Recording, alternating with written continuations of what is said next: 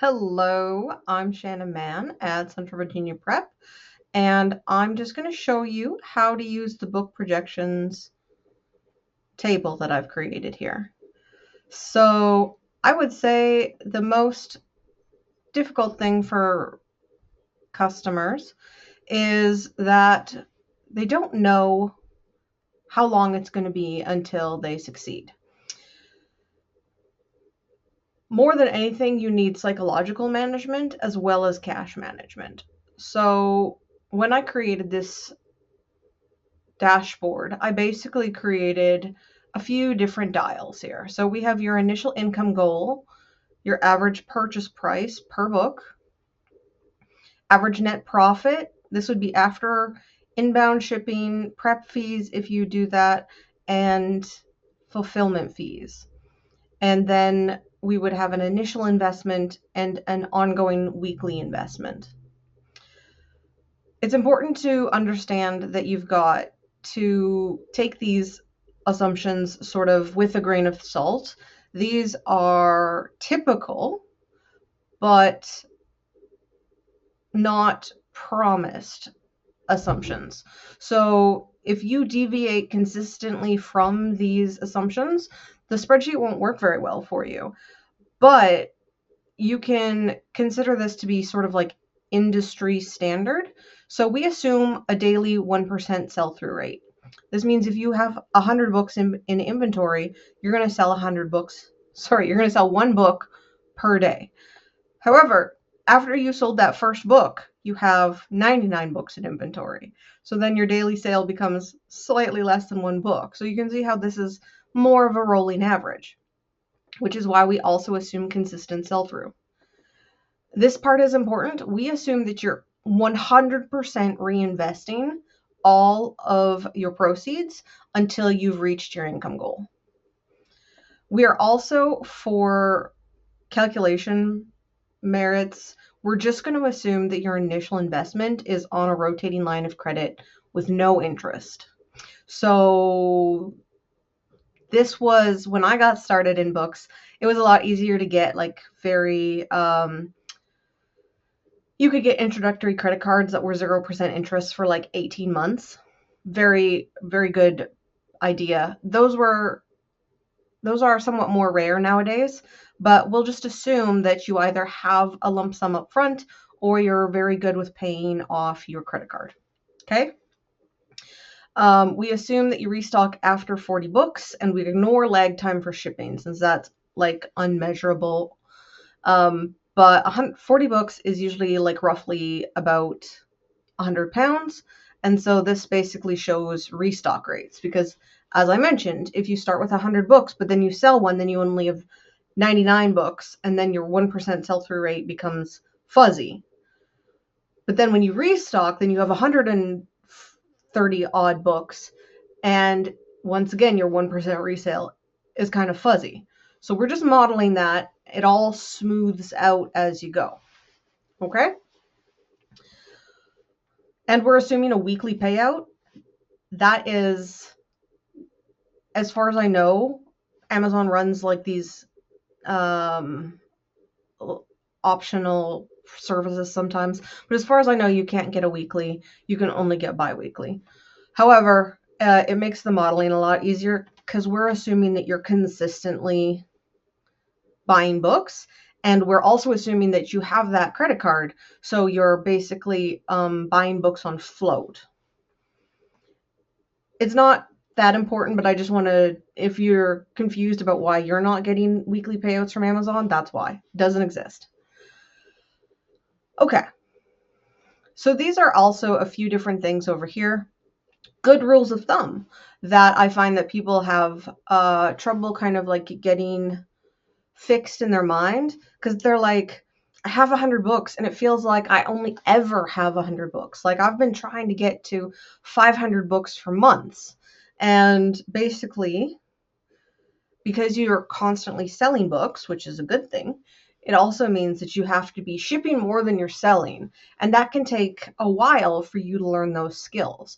So the most important thing to do there is just to spend more time sourcing and also keep track of your sales. Because if you bought a book and sold a book and it was a good deal for you, you made money off of it, go see if you can buy that book again. Make sure you have a list that you constantly mine for purchases that worked for you already. Those are proven winners.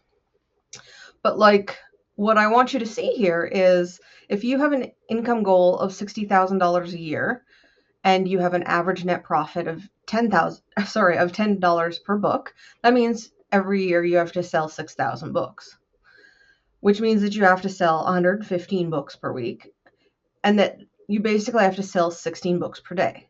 So if you're looking at this 115 books per week and you realize you're only shipping 40 books per week, it's very clear that you need to pump up those numbers, right? Those are rookie numbers. But it's not crazy. It's not a crazy number. You just have to keep getting that flywheel going. Now, I showed this one last year at the Books and Beyond conference and was super proud of it because when you have your goals in here, we start from week 12, assuming that you're not really going to get up and rolling before 3 months. But then, as soon as you get to your income goal, your box turns green. So here's what you can do. You can start with a larger investment, and that shortens your runway, but it doesn't shorten your runway by that much, right? It looks like it shortened it by about 10 weeks. Yeah, 10-ish weeks. So that's great, but it also means like a lot of people would be like, well, I only have $1,000 to spend. Like, am I going to be able to make this business work for me? And the answer is maybe, probably, but like you need to not get too upset because this is an initial $1,000 investment, and this is a year and 9 months in. And so if you didn't have this spreadsheet to kind of keep you sane, to understand your numbers, you'd probably give up a lot sooner than a year and 9 months, right? And so you can also be like, well, all right, that's fine. What if I was able to invest like $200 a week? Well, that shortened your runway, and we're like at about a year and a half. So it shortened your runway some, but it didn't shorten it like a dramatic amount. So that's what I always want to get through to people. Like, you can definitely get there faster, but not dramatically faster. So this is pretty much as close to a level playing field as is possible. So anyways, really proud of this spreadsheet. And the one thing that was troubling me was that we started off with this initial investment, right? You had $1,000, you bought 50 books priced at $20 a piece. Makes sense, right? A lot of people who used this were like, well, but what happens if I already have books in inventory? So that's what we have here for existing sellers. And the only change to this spreadsheet is that in this magenta box, you're going to put how many books you already have. We're just going to assume you're starting from week 12. We're not going to be fussy about this. The numbers still work out. So if you start with 200 books, you just put whatever's in your inventory right now, right? And so either that's 200 books or 500 books, whatever you got, you just throw it in there, and then it still turns green after a certain number of weeks, right? Actually, you know what? I'm going to change that. We're going to change that to 1 so that we're starting from 0 since you're already an existing seller. Look at that. This is not like set in stone. I'm very open to getting people sorted and helping them visualize this better. I just sometimes I don't necessarily know how people visualize. So look at this. So now that you've got 200 books in inventory already, that means you've gotten rolling, right? And your initial investment, that doesn't matter here because that's already gone into this pink box. You can see now that just a little bit after 1 year, based on these calculations, you are winning. You've reached your income goal, right? So I would imagine if it were me, I would be invigorated by the fact that, like, oh, look, I have 200 books in stock, and that's not much, but based on these numbers, which I already know or can calculate based on my buying patterns already, I can calculate with pretty high fidelity how long it will be until I reach my goals, right? Awesome sauce. One more thing. I hear quite a few people talking about how the software to do this business is so expensive. The software to do this business is actually, for a functional e-commerce business, very, very cheap. You don't need very much. However, it is not zero. And if you are very small scale, it's going to hurt a lot, because that $1,000 is ever diminishing, because every month you spend $200 on software, right? So that gives you what that's known as a burn rate, and that gives you what is known as a runway, 5 months of runway, not counting any profit you make during that 5 months, right? And that, somebody does that math and that freaks them out. Can't blame them. But what we're going to do here is we're just going to do quick and dirty math over here. So these are overheads. We're not going to count your prep center if you use your prep center. And we're not going to count your inbound shipping or your Amazon fees, because those are all calculated in your profit numbers with your books. When you buy a book, all of those costs are calculated in there, except for storage. But storage is like kind of a rounding error once you're big enough, so don't worry about it. It's not that much. So keep us $20. Let's say your repricer is $50. Comparison software. There's a bunch of different softwares, so I'm not gonna name any particular ones. There's a listing and shipping software. This is usually included if you use a prep center. If not, then you probably have Scan Power, Scan Lister, Inventory Lab. You know, there's a bunch of these as well. Chrome extensions. There's like a bunch of these. I don't even know what they all do, but a lot of people find them very useful for their workflow, so I did not want to skip them. And then your accounting software, you probably have this, or you will soon. And then these numbers are for you to edit, these blue ones. And then over here, we're just going to do your biweekly disbursement. So like whatever Amazon pays you out in like every other week, you just enter that number here. So if it's $1,000, we're just going to pretend that you make $2,000 a month out of Amazon, and that's what you use to rebuy your books, right? But a certain amount of it has to go to the overheads. The smaller this number, the better. But sub 10% is not crazy. It's just that it can be smaller because these are fixed costs. So when you're making $10,000 a month, that number is still that number, right? It doesn't have to go up, except in some cases like the repricer will go up. But for the most part, the more you bring this up, the lower the percentage gets. That's why we want to keep an eye on this, but we don't want to go crazy. So the reason that in this spreadsheet I have a weekly investment is that if you set this at 0, your runway gets a lot longer. I'm going to set that back. I'm going to show you with the new sellers. So if your weekly reinvestment is 0,